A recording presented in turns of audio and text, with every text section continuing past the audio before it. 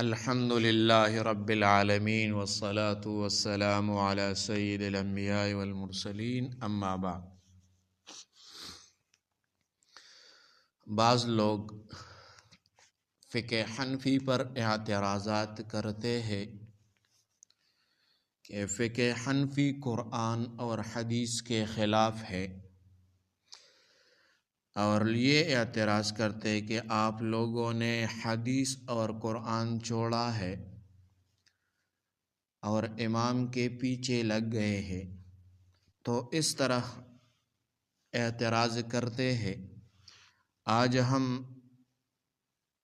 اعتراضات بھی ذکر کریں گے اور اس کے جوابات بھی ذکر کریں گے۔ اعتراض یہ کرتے ہیں، پہلا اعتراض یہ ہے، احناف حدیث چھوڑ کر امام کی تقلید کرتے ہیں۔ احناف حدیث چھوڑ کر امام کی تقلید کرتے ہیں۔ جواب سن لے، تقلید غیر مجتہد کے لیے واجب ہے۔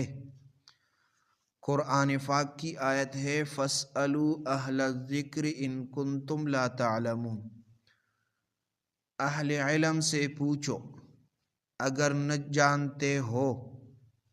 عام آدمی کا براہ راست اجتہاد کرنا گمراہی ہے، اس لیے اللہ تعالیٰ نے فرمایا اہل علم سے پوچھو اگر نہیں جانتے ہو۔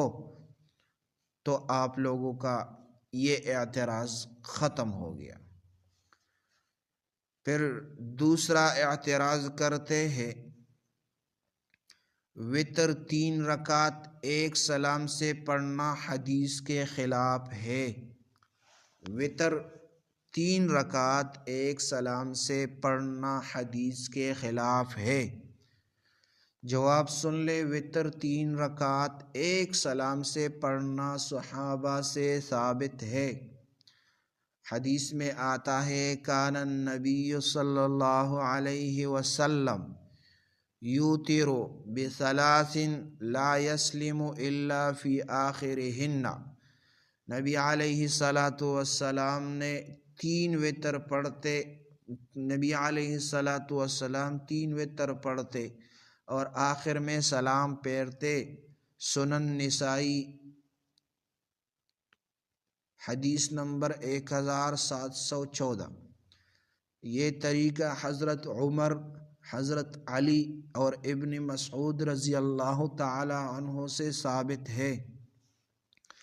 تیسرا اعتراض یہ کرتے ہیں، قنوت وتر بدعت ہے۔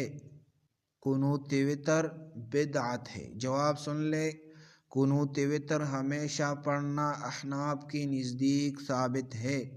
حدیث میں آتا ہے، علمنی رسول اللہ صلی اللہ علیہ وسلم قنوت الوتر۔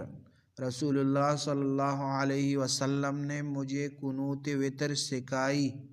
سنن ترمذی میں 464 نمبر حدیث ہے۔ امام ترمذی نے کہا حدیث حسن ہے۔ چوتھا اعتراض یہ ہے، نماز میں ہاتھ باندھنا ناپ کے نیچے بے دلیل ہے۔ نماز میں ہاتھ باندھنا ناپ کے نیچے بے دلیل ہے۔ جواب سن لے، ناپ کے نیچے ہاتھ باندھنا حضرت علی رضی اللہ تعالی عنہ سے ثابت ہے۔ اثر صحابی، من السنت وضع الیمین علی الشمال تحت السرۃ، سنت ہے کہ دایاں ہاتھ بائیں پر ناپ کے نیچے رکھا جائے۔ سنن ابی داؤد حدیث نمبر 756۔ امام طحاوی، امام بہقی نے اسے اختیار کیا۔ 6 نمبر اعتراض یہ کرتے ہیں، جمعہ میں صرف ایک اذان سنت ہے۔ جمعہ میں صرف ایک اذان سنت ہے۔ جواب سن لے، 2 اذانیں حضرت عثمان رضی اللہ تعالی عنہ کے زمانے سے جاری ہے۔ حدیث میں ہے، حضرت عثمان رضی اللہ تعالی عنہ نے لوگوں کی کثرت کے سبب دوسری اذان جاری فرمائی۔ صحیح بخاری 912 نمبر حدیث ہے۔ صحابہ کا عمل سنت ہے۔